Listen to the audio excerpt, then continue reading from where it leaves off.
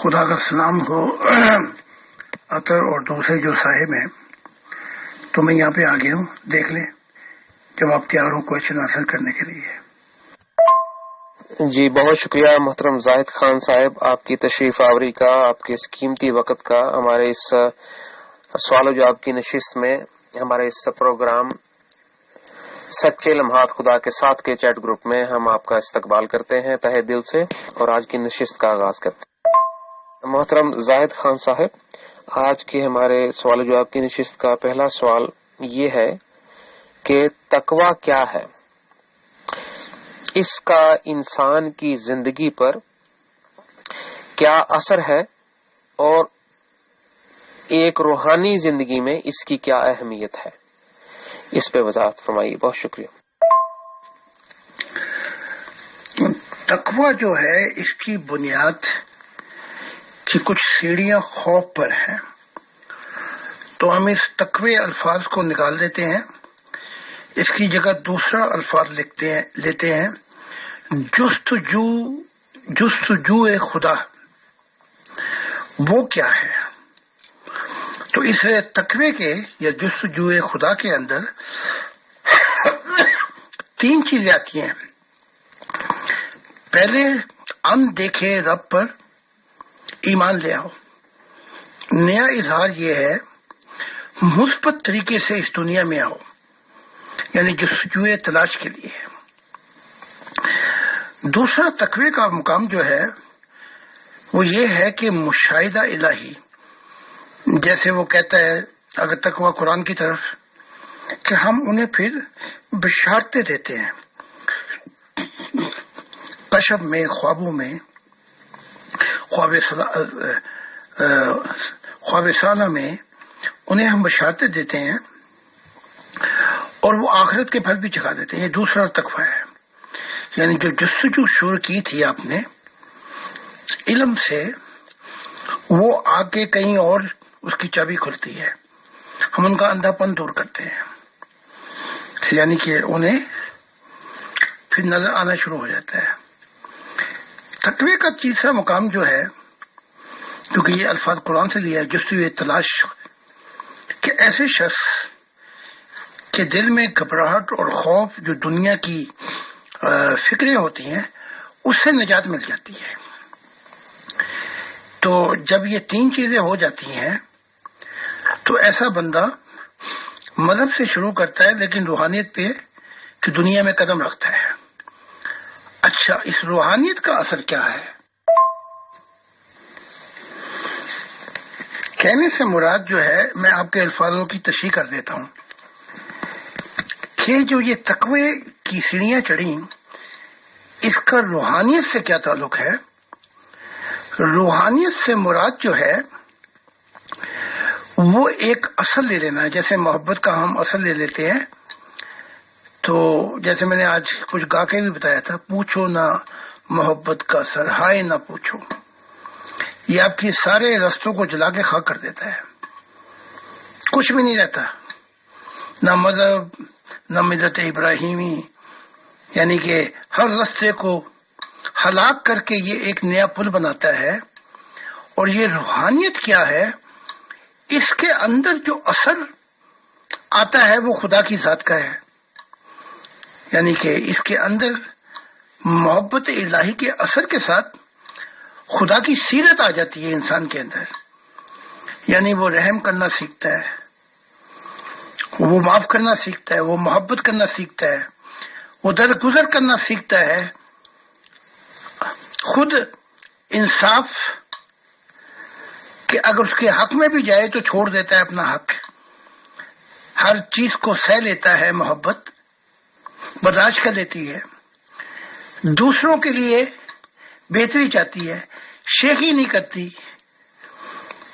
تعصب نہیں کرتی، خود غرضی نہیں کرتی، مغروری نہیں کرتی، تکبر نہیں کرتی. یہ اثر ہے خدا کی ذات کا روحانیت کے اندر.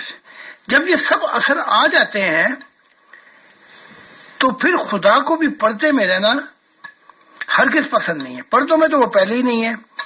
اگر پردوں میں کوئی تھا تو یا تو یہ لوگ تھے اندھے، اور یا ان اندھوں نے عورتوں کو پردوں میں رکھا ہوا ہے.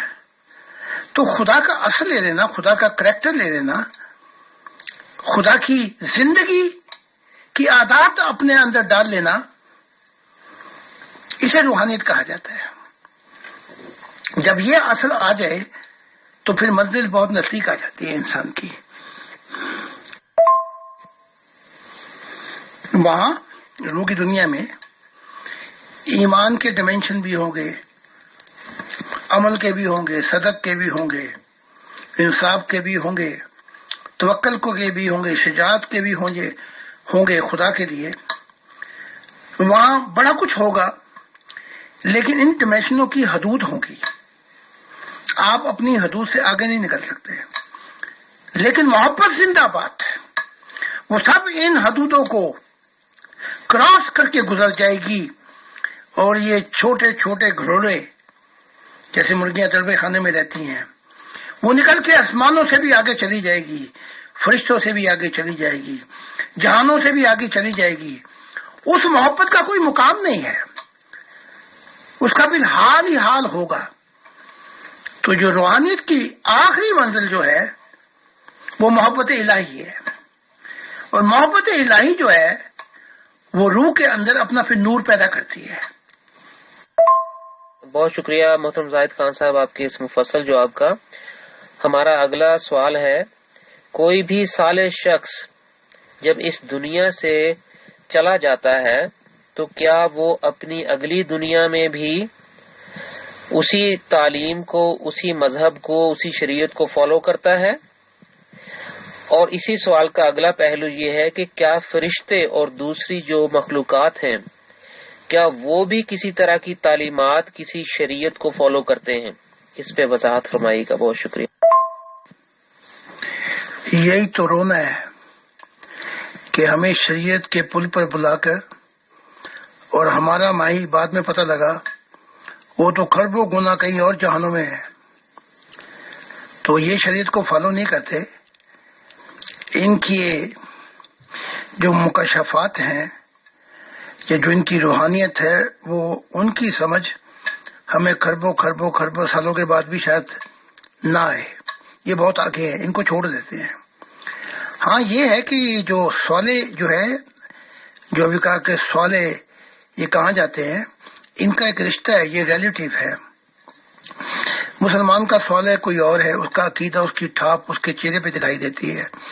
عیسائیوں کا اور ہے، یہودیوں کا اور، بدھ کا اور. یہ سارے سوالے ہی ہیں، لیکن ان پہ اتنی زبردست چھاپ ہوتی ہے اپنے عقیدے اور اپنے مذہب، اپنی تنگ نظری کی، یہ کھلا کھلا یہ بتا رہی ہوتی ہے، دکھا رہی ہوتی ہے. تو یہ جاتے کہاں ہیں؟ یہ جاتے اپنی دنیا میں. مسلمان کے سالے وہاں جاتے ہیں، عیسائیوں کے وہاں جاتے ہیں، اپنے دوسرے مذہبوں کے وہاں جاتے ہیں، اور پھر اپنے اس وہ جو خول ہے اس سے نکلنے کے لیے ان کو ایک بہت وقت چاہیے. کہ ہاں یہ ہے کہ کوئی اکا دکا روح میں اگر شعور ہے معرفت الہی اور محبت الہی کا، تو وہ توڑ دے تو توڑ دے. اور کھڑکی سے نکل کے جب وہ آسمانوں میں پہنچتی ہے، کوئی پرندہ تو وہ دیکھتا ہے کہ یہ جو ہمارے مذہب کے ارد گرد جو یہ فارم تھی، اس کی کوئی حد نہیں ہے آسمان کی، تو پھر وہ اپنے خول میں تو واپس نہیں آئے گا مذہبوں کے. تو یہ ہے. جی بہت شکریہ محترم زاہد خان صاحب. اسی سوال کا ہم دوسرا پہلو آپ کے سامنے رکھتے ہیں کہ جو فرشتے اور دوسری مخلوقات ہیں، کیا وہ بھی مذاہب کی تعلیمات کا اثر رکھتی ہیں یا ان کے پاس کوئی اور تعلیمات ہیں؟ اس بارے میں وضاحت سے فرمائیے گا. بہت شکریہ. نہ فرشتے نہ اور مخلوقات، ان کے پاس یہ مذہبی ان کو تو مذہبی، یعنی کہ ان کی تو سوچ بھی نہیں ہے مذہبی. تو یہ مذہب تو ابھی جمعہ 4 دن ہوئے ہیں. ان کی جو تعلیمات ہیں وہ مشاہدے اور خدا کے ساتھ تجربے کی بنیاد پر ہے. تو ان کا جو سفر ہے وہ بڑی تیزی سے ہو رہا ہے. اس لیے ان کے نوروں میں شدت بھی بہت زیادہ ہے.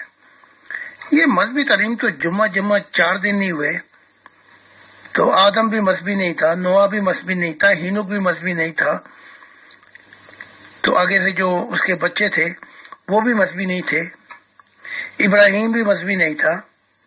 پھر اس کے بعد موسیٰ آیا، یہاں سے اس نے شریعت کی بنیاد ڈالی، کیونکہ یہ کسی وقت فرعون کی فوج میں جنرل تھا، تو پھر وہ لا اور آرڈر کی صورت میں اس نے شریعت بنائی. تو یہ شریعت اور یہ مذہبی اثرات تو ابھی 4 دن کی پیدائش ہے. جی محترم زاہد خان صاحب، بہت شکریہ. جی ہمارے اس پروگرام کا آخری سوال ہوگا. ایک محترم نے پوچھا ہے جی کہ کیا فرشتے بھی شادیاں کرتے ہیں؟ ان کے میرٹل سٹیٹس کیا ہوتے ہیں؟ اور ان کے اس پہلو پہ آپ روشنی فرمائیے گا. بہت شکریہ. نہیں، وہ شادیاں نہیں کرتے. وہ وقتی طور پہ جس بھی جنتوں میں ہوں، وہ وقتی طور پہ ایک دوسرے سے عہد کر لیتے ہیں، جتنی دیر یا جتنے وقت کے لیے ہو. یہ شادیاں ہم ہی کرتے ہیں اس دنیا کے اندر. یہ راز پتہ لگ گیا تھا عیسیٰ کو، عیسیٰ ابن زکریا کو. اس نے اس راز کو کھولا نہیں، تو وہ 2000 سال کی پنڈ اب میرے سر پہ آئی، اور نہ یہ محمد صاحب نے کھولا. تو ان کی جو گول ہوتا ہے وہ ہر جنت میں یہ ہوتا ہے کہ یہاں سے نور پا کے اگلی جنتوں میں چلے جائیں. تو بعض اوقات وہ ایسے بھی کرتے ہیں کہ عارضی طور پہ وہ عہد کر لیتے ہیں، اور یا وہ کہتے ہیں کہ اچھا کوئی جب چاہے تو وہ یہ کچھ دیر کے لیے سیکچول ریلیشن شپ کے بعد وہ علیحدہ ہو جاتے ہیں. ان کی منزل یہ نہیں ہوتی جو ہماری ہے، شادیاں، پھر بچے، پھر ہمارے مقصد، پھر ہمارے کام اور سب کچھ مشغول رہنا دنیا میں. یہ ان کا نہیں ہے، کیونکہ ان کی زندگی کا مقصد کچھ اور ہوتا ہے. تو بعض اوقات وہ چند دن کی بھی یا چند وقت کے لیے کہتے ہیں دوسرے کا ساتھ ہے، پھر چھوڑ دیتے ہیں.